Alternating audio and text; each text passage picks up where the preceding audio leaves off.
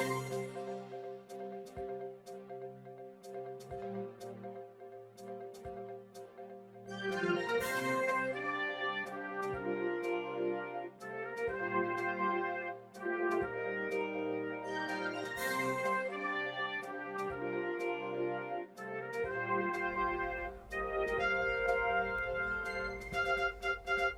Andrew Wilson? Who's Andrew Wilson? SEC TV.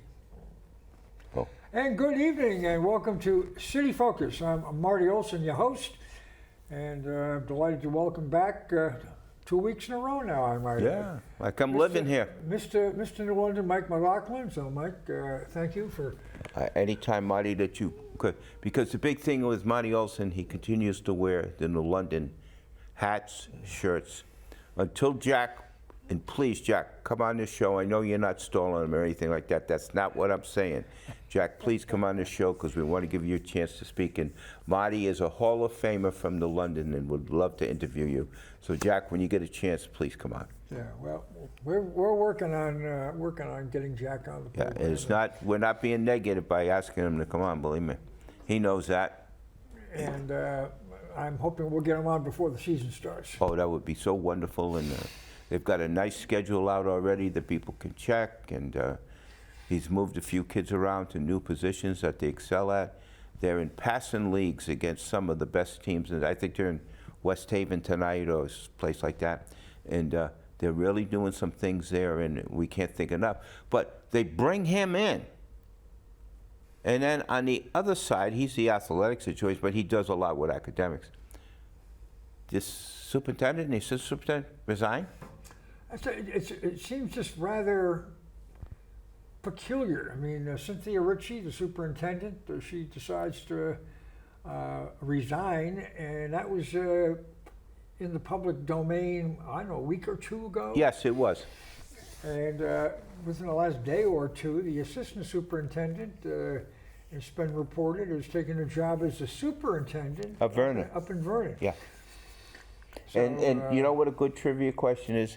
And I don't know if it's a man or a woman who it is, because I don't know who the assistant, but if someone could call in and name him or her, it'd be really interesting, because to be an assistant superintendent and do such a good job or be able to hide, or not that she's not talented, she's a talented, he or she, whatever, is a talented person, because New London did win the super, but it'd been nice if we would have known who she was. Well, he was. When I read the article, it was an individual whose name did not click with me. I did not know who the assistant was. And that may be because of us, because again, New London won for the junior high school a big award, okay? So the assistant superintendent had to do a good job as the superintendent. Well, I wish either one of them or both of them would come on your show. Well, early on in Ms. Ritchie's tenure, I made a concerted effort to get her on, and she always was able to deflect. Yeah. To the point where I just said, screw it. I don't, I'm not going to beg. Mm-hmm. You want to come on, come on. But. Well, I'll tell you what, if you get a job in Vernon, you have to be very good at what you do, because that's an excellent school system, and they only hire the best. So to the assistant superintendent of New London, or former, congratulations and good luck. Yeah. But it's going to put a little bit of pressure on the district here, in that as we're trying to galvanize this magnet program, and which has really been struggling. We're not getting the threshold for the students from out of district to secure the big funding that was promised when we agreed to do this program. And if the district is failing, it's certainly hard to advertise and say, come to New London if you're from out of district. People can stay home. Yeah, but I think... I mean, you work up in Montville. Yeah, well, that's because they wouldn't hire me. Okay, so I'm not going to be negative about them. They chose not to hire me. I applied 15 times and I couldn't do what they needed. So I'll leave it at that. But I think with Jack coming, you're going to get some kids from out of district who want to play for football for Jack. So who knows what anything goes on, because many of the things are behind closed doors and stuff. The person who probably knows is Eileen Maynard Adams, who is the head of the school board. I mean, she probably knows, and her assistant Karen is unbelievable too. They know exactly what's going on. So, you know, who did what, how, we're not at the meetings, we don't know. I wish them both luck at whatever they do. And I wish that someone from New London comes in to take one of the two jobs. Yeah. Well, we'll find out on that. I mean, I think the district's under some pressure. I mean, you know, the school starts, kind of like football season, starts in just a few weeks. And they're closing the school. And so the new leadership's going to have to contend with that. Yep. And the magnet program, and trying to get the district, you know, out of the cellar, so to speak. Yeah, I'm just a somebody, but Marty was a former ceremonial mayor for a couple of years. He was on the city council. I don't know if you're on the school board. You were on many of the things that you did. You've run for mayor, okay, and things along that line. And so you have a feeling on the, the academics and the educational process. And you went to London High School as I did. Okay, I remember when Mr. Foy was my principal. He's my principal. Yeah. And everybody called him Mr. Foy. Mr. Foy, I used to... Including the faculty and staff. Yes, and I remember I used to be friends with Billy, who was my age, who was Mr. Foy's son. And we'd play cards here, and Mr. Foy sometimes would come in, and we could be whatever we want. But when Monday came, it was Mr. Foy. And he was a great man. His other son, Richard, wrote the book about him, how he was almost killed over in the Philippines, and, you know, with a broken neck, and they saved him, and how they brought him back. He was an unbelievably tough guy. I always remember him. I went to high school so long ago, the kids wanted to have sandals. And Mr. Foy said, yes, you may have sandals, but you have to wear socks.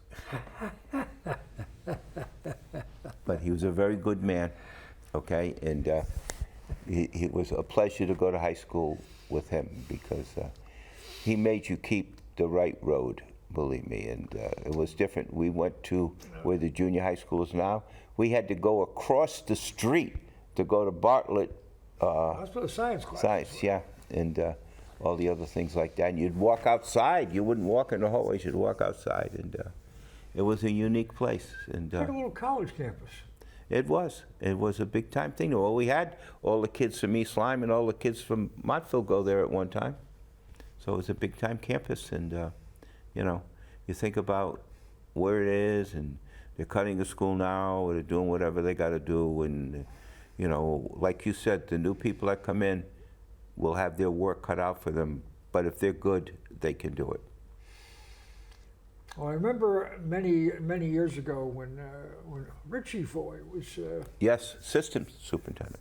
Well, but he was also the the principal at the junior high middle school. Yes.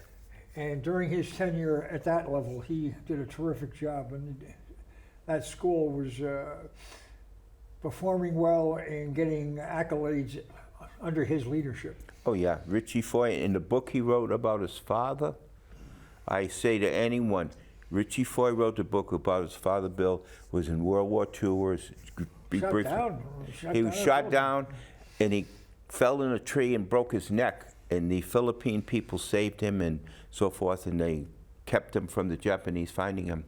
And it's a great book, okay? Richie wrote it. I'm sure you can get it at any of the local libraries, or you can find somewhere where they'll sell it to you for, you know what I mean? And it's a marvelous book, and Richie spent a lot of time, because Richie went over to the Philippines and other places like that. Researched and you know, Richie was a great football player at UConn. He was their center. And I always remember him. Remember when we had the, I forget, the semi-pro team that played up at St. Bernard's? Okay. And we desperately, and we paid guys to play. We desperately asked Richie to play. He said, you're going to have to pay me big money to play. And I won't say what he said big money was, but I said, yeah, well, here's the check, let's go. And I remember Leo Ficini played, and, you know. Oh, Wheeler played. Reggie Wheeler, yeah, Reggie Wheeler. We were in Syracuse, New York, the first game. Reggie gets hurt on a pass across the middle. The only hospital available to us quickly was the University of Syracuse University's hospital.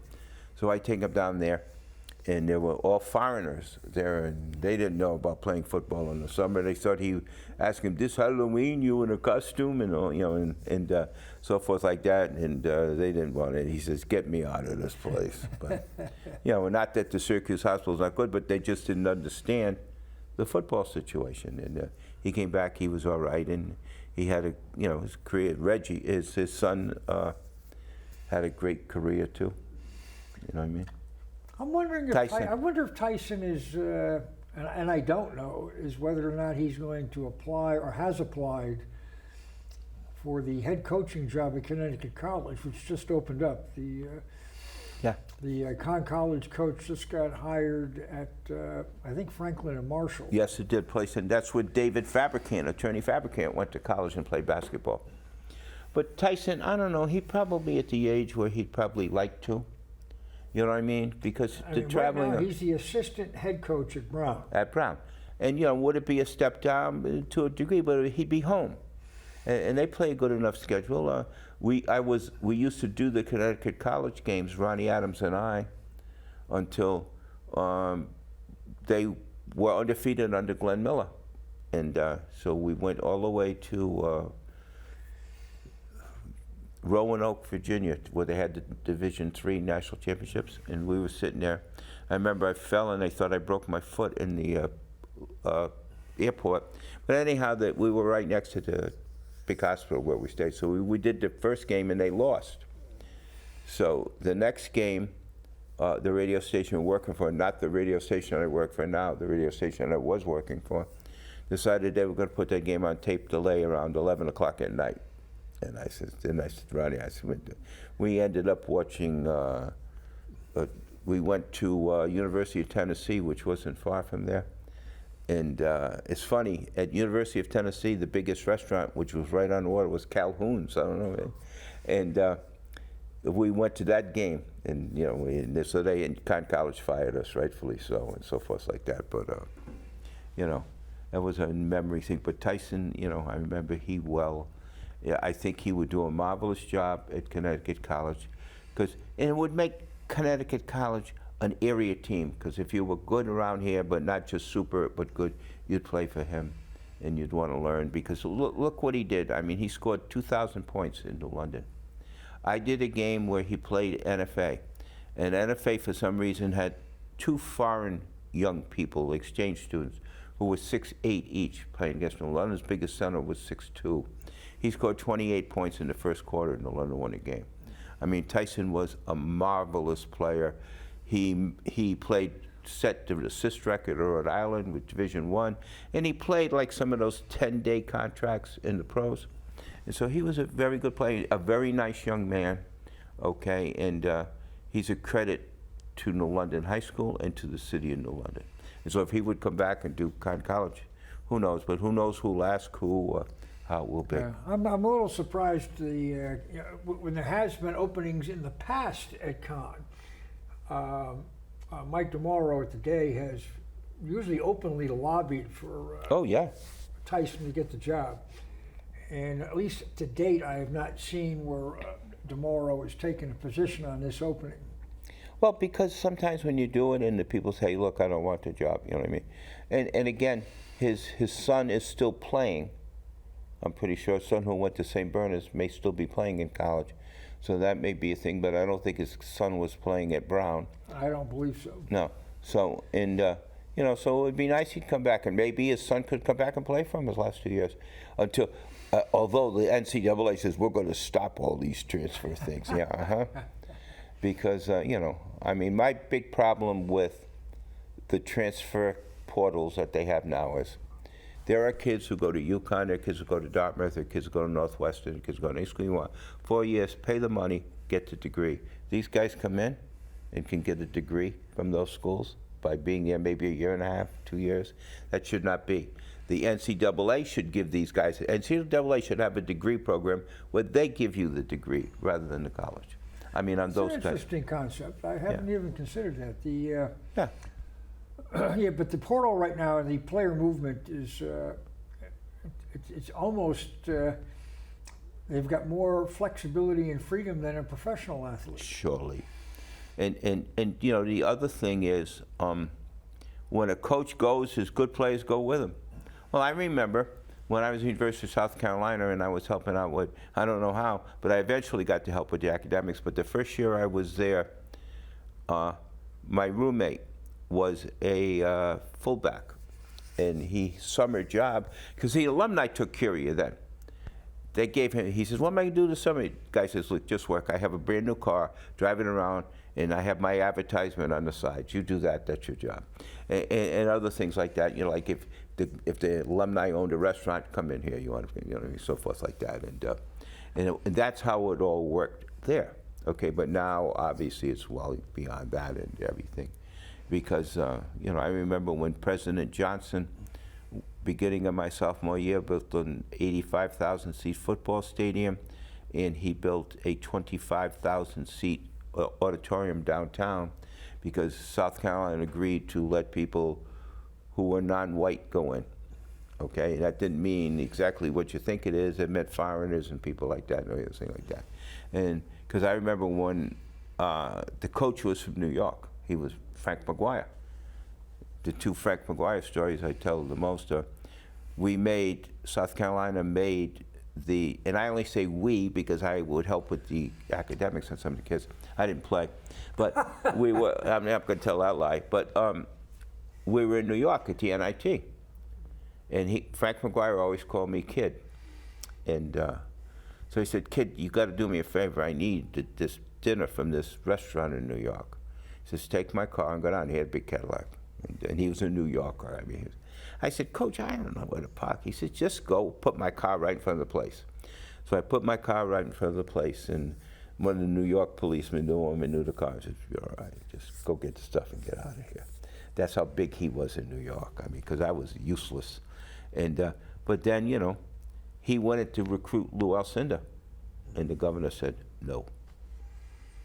Okay, because he's big New York. I mean, yeah, but he got all the kids from the Catholic schools in New York. You know, we had an unbelievable team, and Johnny Roach and Kevin Joyce. Kevin Joyce was captain of the Olympic team when he played, and these were the things. And other schools were the same way. And you know, I remember when UConn would recruit some kids from around here. Now, you know, you better be the best thing in the world for them to recruit you. But that's just the way Coach Hurley is. Now, what was the tug for you, a New London guy? To go to South Carolina? To go to South Carolina? Easily. I wanted to go and write the book on the Civil War from the southern side. Because the greatest Civil War library is at the University of South Carolina. I wanted to actually write that book, and that's what I studied intensively and all that stuff like that. Unfortunately, the draft lottery came out, okay, and I got number 4 in the draft lottery, so to complete my senior year, and I wanted to go to graduate school there, you know what I mean, to finish the book, you know. I had to join the Marine Corps, okay, so they gave me a 60 so I could graduate. But, you know, at a different time, because another war than the Civil War came out. But, I mean, how things were, see, people probably, South Carolina has its own ways on doing things. They've progressed somewhat, okay? New London used to me, when I was going to high school, as far as seeing kids of color, there were so few out of the 2,000. I mean, I don't remember if we had 5 people graduate with us, not, you know, and we had 2,000 kids because they had all Montville and East Lyme. And, you know, and then I saw how they did it down there, but I never, it didn't seem any different than how New London, because I don't want to go into and say, because I might hurt some people's feelings, but I mean, New London had a very difficult situation in the beginning to deal with that. Now, good, bad, and different, they've changed that situation, and the school is multiracial, racial, the town is, and so forth like that. And you know, when some of the old people who live by the beach are unhappy, and some people aren't. And but I'll tell you what, when you talk about New London, one of the people I will speak about and I will speak about any place I go in the United States that they ask me, is Tommy Major. Tommy Major is as good a person as I've lived, and what he did for this city as recreation director was superior. I mean, he put his heart into it. That was his job. He wasn't doing it just to get something else. That was what he wanted to do. And he was a wonderful football player at Maryland Eastern Shore who lost an opportunity to play in the pros when he, I think, has ruptured his Achilles tendon or knee. He had knee or leg problems. Yeah, whatever it was. And then back then, they couldn't do much with him. Like Doug DuBose, when he was with Nebraska, he was going to win the Heisman Trophy as a senior. He had to redshirt a year to go there, and it wasn't like the transfer pool. So, and he hurt his knee in spring practice, so he couldn't play his senior year, and he had no other year to go back. So he had to come he was going to win the Heisman Trophy. He finished 5th as a junior. Doug DuBose was as great a football player as ever, and he would have, but then he came all the way back and made the San Francisco 49ers, and they won a couple of Super Bowls. And that's the thing, people don't realize, the people that we have had around here. I mean, if you went to, you go up to Plainfield, Walt Dropo, who was as good a baseball player as many people were, lived there. Okay, Griswold High at one time had LaFrancois, was the catcher and one of the pitchers there. Both made the major leagues. I mean, and you have Johnny Ellis, who could ever forget him? And I mean, he was unbelievable, and that's American Legion tournament where all of a sudden everybody wanted to draft him. And he was a great one too. I mean, we had many. Well, Johnny McDonald. Okay, how about this? The pitching coach for Toronto Blue Jays, who made the World Series, is Pete Walker from East Lyme. East Lyme. The kid, well, the big guy here is Roger Bidwell, because McDonald played for Bidwell. Walker played for Bidwell before he went to UConn. They also have the batting coach of the Chicago White Sox, Fuller, played for us at Avery Point. Rajay Davis. And Rajay Davis, how would forget him, who is a superiorly nice person that you will ever find. And he's found, I mean, and this is the thing. That's who he had 5 major leaguers. I'd love, and Roger Bidwell, it just seems so odd for him to be out of sports. Somehow, some way, and because he was, when he was there, he put his full life into that. I mean, and we play some of the best teams in the nation, and some of the guys, the jobs they have, like when he has a reunion, or we'll have a game, and it'll be Roger Bidwell Day, so all the ex-players will come back. What they're doing now is unbelievable. Well, I'll give you an example. One of the kids, I went to San Diego last October. And because it was 70 years ago at that time where my father said, White Machine Shop closed. He says, I'm not working at EB, we're going to San Diego. So in the 1949 Chevrolet, we drove across. I saw the last baseball game which I thought I'd ever see was the Kansas City Royals, was as far west as, and Bob Feller pitched in that game. So we get to San Diego, and I found the first McDonald's, and we're working there and so forth. So I went to visit it again, because that was the year that Disneyland opened. So I got to see that the first year. And so I'm sitting there in San Diego, and I called one of our players who we had a difficult beginning, but boy, he came on in the second semester, and the next year he went to Catholic University. He was in the Marine Corps, the FBI, maybe not the FBI, the San Diego Police and everything like that. And now is a big job with Border Control, and his place is from San Antonio to San Diego. Ah. And he calls me, he said, come, and I said, it was what a pleasure to see him. And, and that's the whole thing. And if he comes up, I'll have him call, if he's here on a Wednesday, we'll go to someplace and he'd come down on your show and tell you about the Border Control. All right, that'd be terrific. And he was, and it's many, many other of those that Roger had that went on to great success. And, and some, were just great players.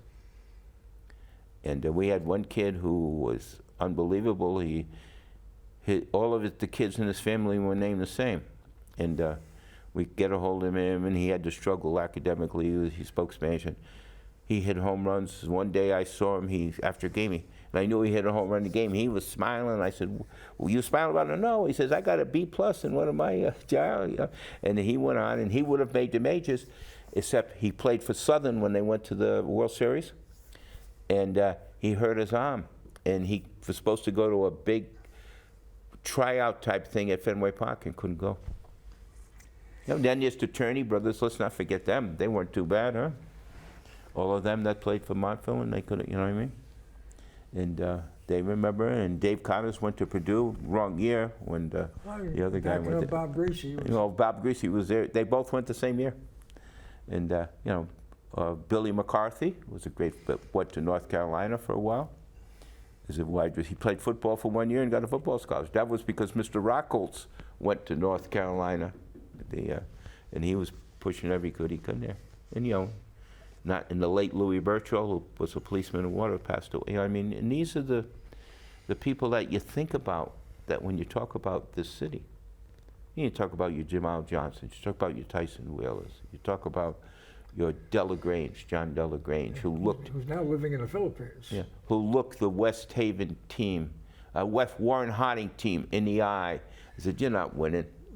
And they had Wes Matthews, whose son plays in the pros now. They had a couple other guys, and next thing you know, we beat them. Mikey Pinella coached along with Jimmy O'Neill. And we beat, because Delagrange stood right out there before the game. I'll never remember that. He looked right at their bench. And Delagrange was a big man. He played a little at UConn, but he knew he could never recreate that game he had then. Yeah, well, he was, I think, around 6'8". And he had weight. Yeah, he was a big man.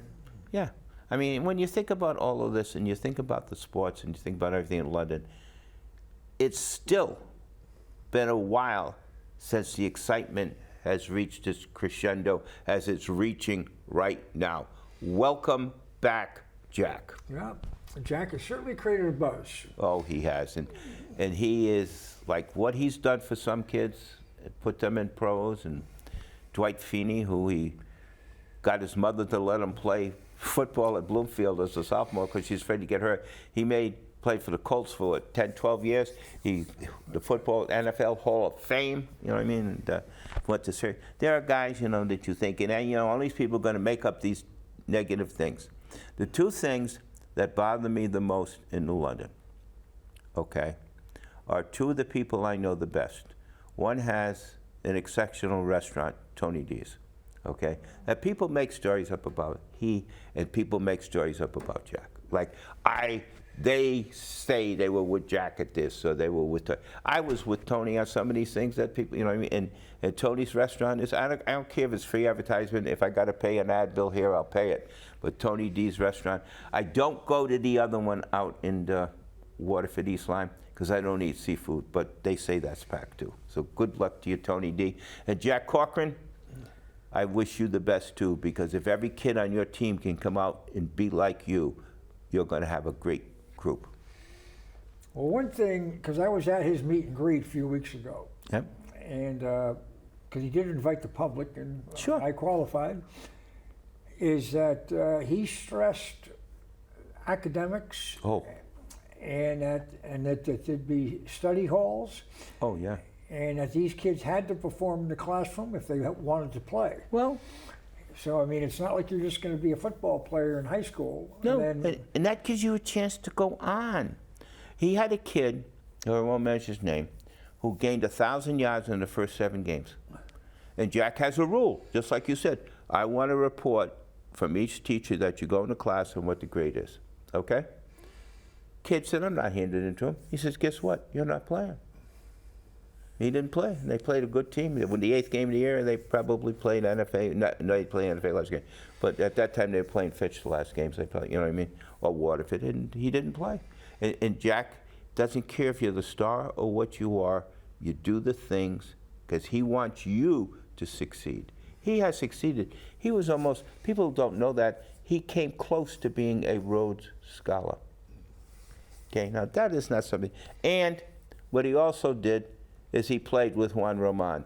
And if you play anything or you spend any time with Juan Roman, you're one of the best people that you can find.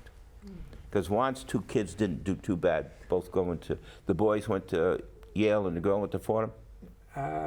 yeah, and the boys play football. Yeah. Yes, they did. And Juan has done much for this community. And you can't say And enough. continues to. Oh, yeah. Because I remember the year they played was one of the first years I did games. I think it was '83 when he and Jack were there. And they played up at Yukon. They beat a team from Torrington. Torrington spent the night at a hotel there before, and we came up with some bus. And next thing you know, we won the game. Jack played. Danny Vendetta was the quarterback. Juan Roman was, and many other guys that were on that team that was spectacular too. And it was just a pleasure to see them play. I think they shut the other team out, and because they only gave up so few. I was at that game up at Yukon at Yes. Memorial Stadium, which doesn't exist anymore. Yeah, It's been taken down. And poor Mr. Bunick, our coach, had to come up and down the stairs because we were in the press box, and the stairs are way up there. But he came up graciously to see us, and that was some games. I mean, and this is how it used to be. Okay, now whose fault is it? It didn't. Nobody. Let's fix it, and we have the ability to fix it. And if we just let him have some things, because I would have to believe that people have to believe he knows what he's doing, because as you say, and he will tell you when he comes on your show and he's not dodging you, that academics mean something to him. It's just as important as you scoring 30, 40 touchdowns out there is your academics. If you have to do it in the classroom, because guess what? You go nowhere if you don't have the academics. Well, that's it. I mean, developing those life skills. Yeah. Not everybody's going to play football No. at the next level, never mind the professional level. But everybody can go to school at the next level, or as many levels if you want. I mean, if I got as far as I did with a BA in history and a BA in economics, an MBA and an advanced degree in international business, anybody can do it. Okay? Anybody could do What are it. you, a course away from your PhD? I don't know, who knows? What would I do? Maybe I could get a job in the London school system if I Yeah, had a maybe you PhD. could become superintendent. I couldn't be superintendent because I think the thought pattern up there would take a while to change. You've got to go into the young kids. The kids have got to believe that it's important to read. If you don't believe it, because how I learned to read is my father worked at Electric Boat. In the mornings when he went to work, he bought the Norwich Bulletin. Coming home, he bought the London Day, because the Day was an afternoon paper, and I would read the sports pages. But guess what? There were verbs, adjectives, adverbs, nouns, and that, and I learned how to read. The key was you were reading. Yes, and I had to know this and that, and whatever. Next thing you know, you picked up a book, oh, these are the same words. And that was the thing. So you got to find something you want to read. It's not like your phone can tell you everything. Okay, I give my grandson credit. My grandson was, and I hate to say this about him because when you see him as big as he is, he's like 6'2", 240, huge. He's, he was born with a stroke, so his right eye is not as good, so he can't read. So he uses his phone to tell him about the books, so that then he can discuss the books that they're discussing. And that's a way to do it. You can do it too, but since they banned the phones from school, you won't be able to do that. But I mean, he loves that, because the books he'll tell me about, he looked about, is unbelievable, because that's his whole situation.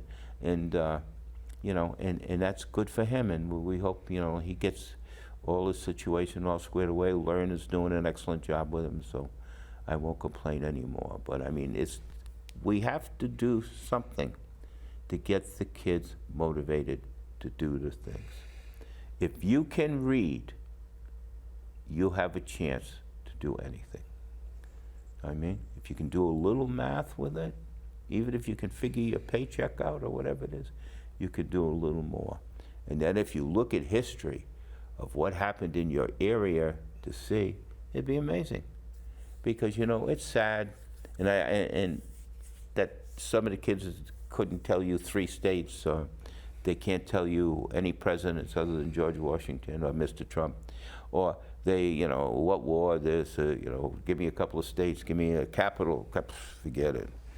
If you get a kid that can give you 10 capitals, take them, send them to Yale. But that's But the things thing. have changed in a negative way in our country. I mean, when we Yeah. were coming through, the United States public education was stellar. Yeah, well, see, here's the thing. A lot of our parents, because of the Depression and because of the war, didn't get to go as far as school as they wanted, so they demanded that we do the stuff. Now, the parents chose not to do it. If the kids don't, you know what I mean?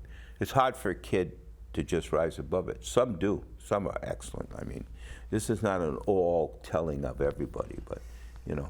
I mean, if I could come from Robinson Street in London to academically where I am, something had to go right, okay? And people, Dr. Frank pushed me. He says, I'm not letting you have a minute until you do all the stuff you have to do. And all of a sudden, my college board scores got up, college is saying, and that's the thing. You know, you got to find someone that you can give you the impetus to do the education. And like I remember you talk about neat things, when I was teaching some courses at Mitchell, Marty had this, one of his relatives couldn't go to the class, so he would be there for them.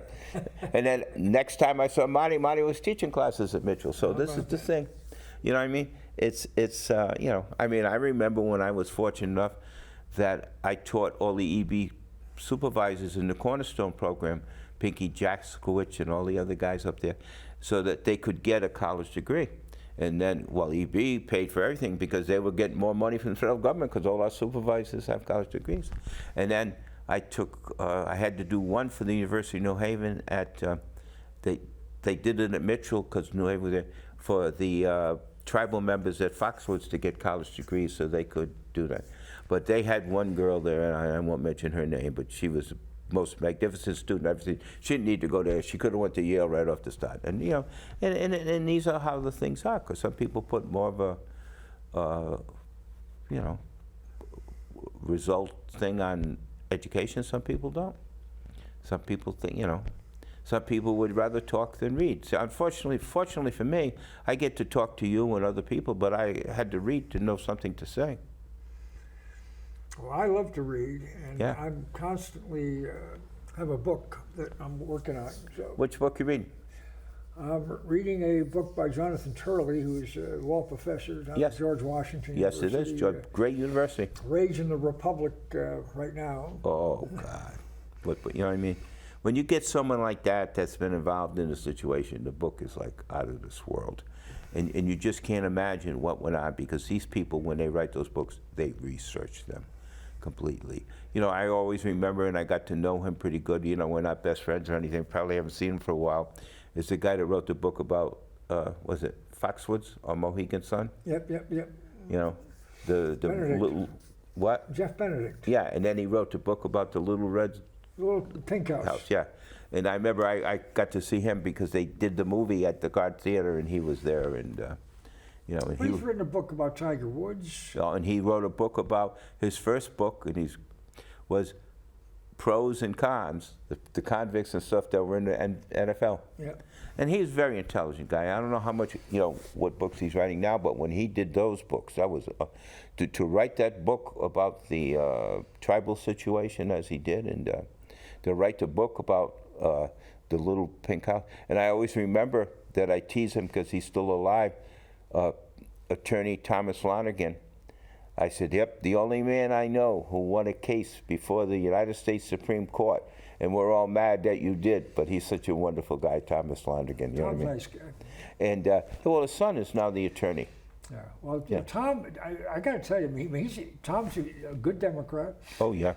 and but he has been over the course of my political career been very encouraging, Oh, sure. supportive, and I appreciate that. No, Thomas Lonergan, to do a case before the United States Supreme Court, I mean, is as good as you can get. I mean, and I always remember he loved athletics.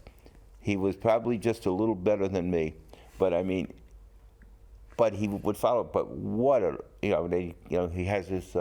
He plays tennis. I mean, Yeah. His He has his office across from Ronnie Bowdy's accounting office, you know what I mean? And that's the thing. But Thomas Lonergan was a very brilliant man, and I was fortunate that I know him because, you know, imagine to do that and some of the other things he did. I mean, it's amazing. And he went to Fairfield. And then I forget where he went to law school, but he went to Fairfield or something. Thing, but I mean, because he always would tell me when Fairfield was playing a basketball game or something. I used to see him at church every Sunday, and maybe he goes different mass now, but he's got to be older. He's older than me, so you know. But those are the things.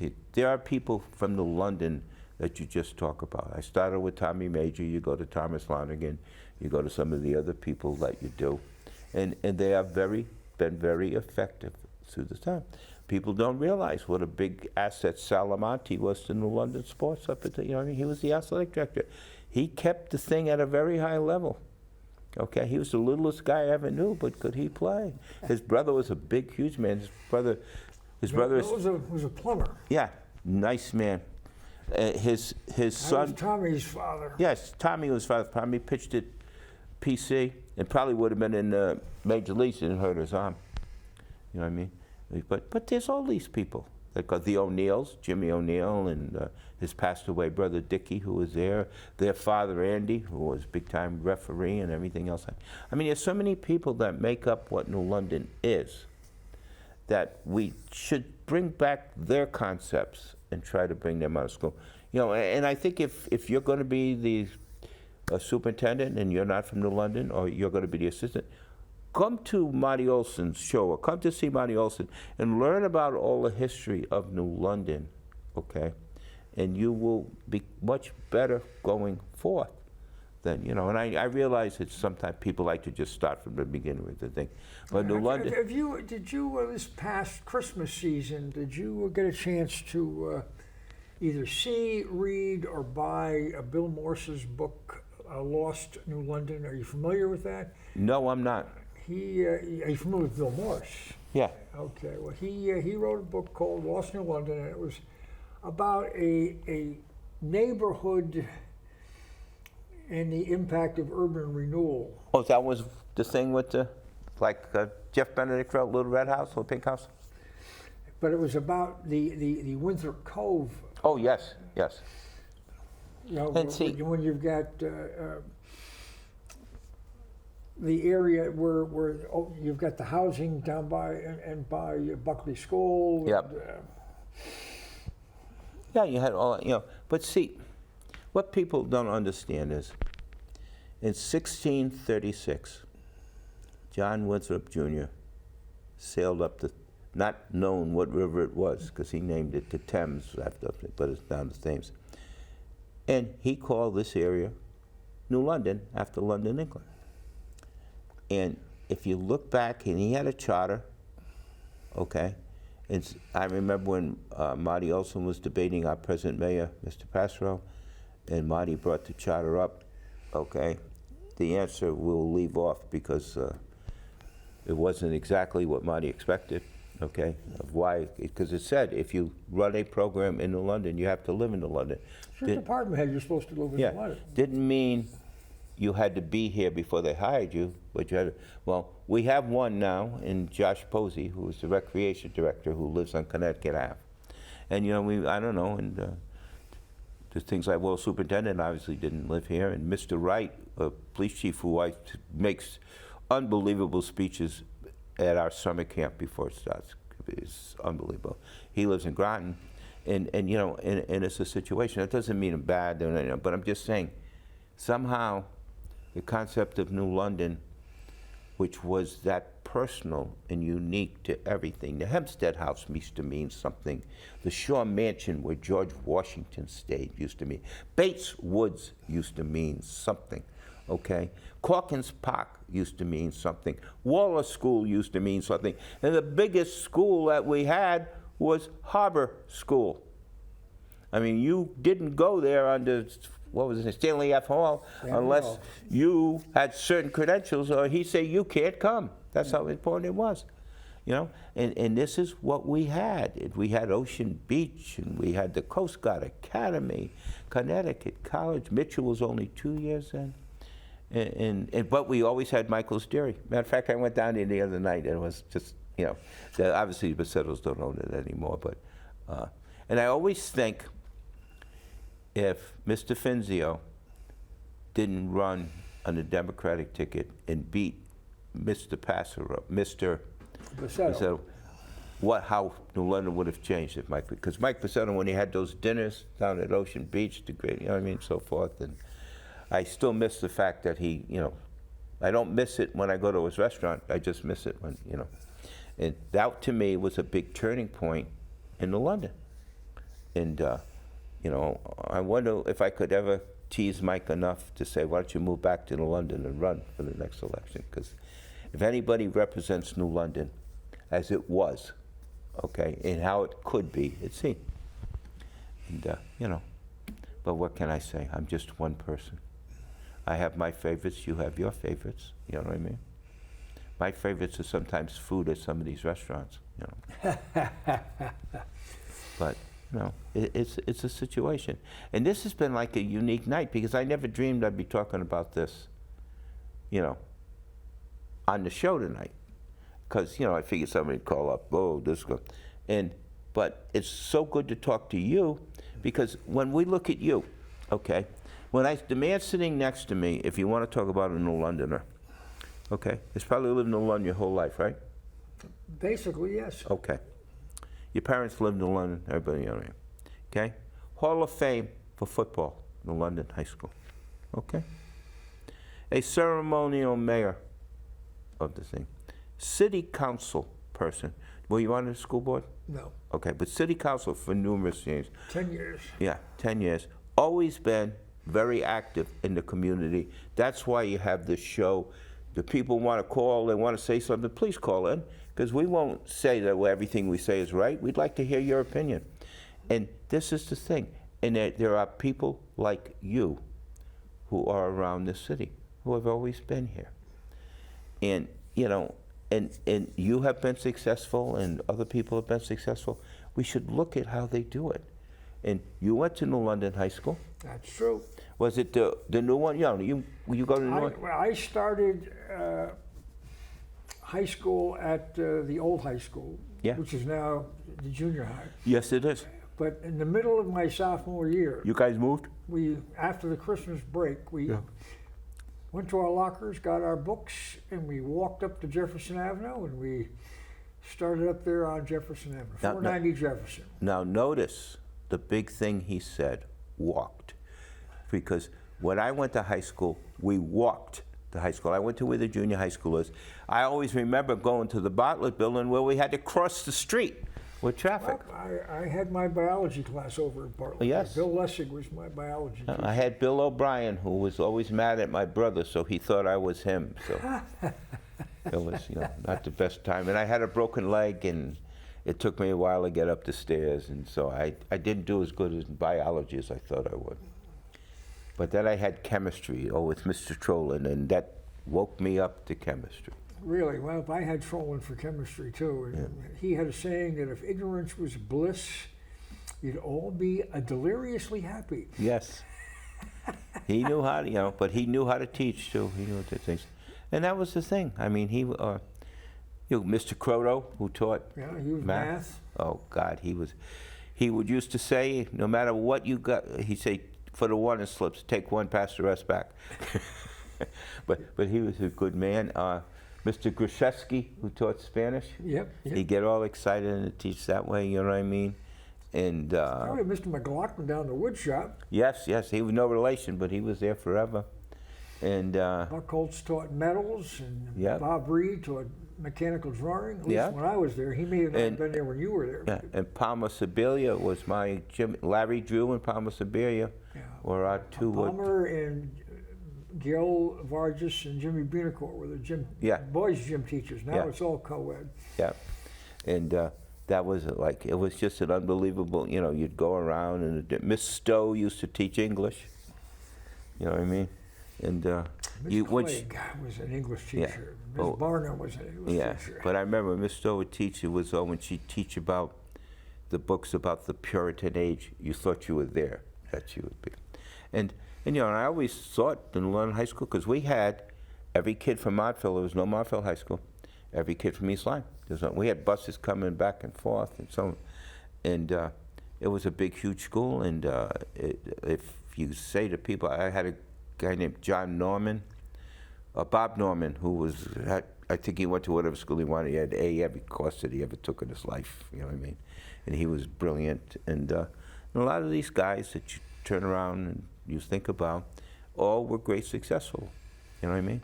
And, but now... And I believe that at least when I was in school, high school, that Yeah. Larry Scanlon was the superintendent, and he passed away, I believe. Yes, he did.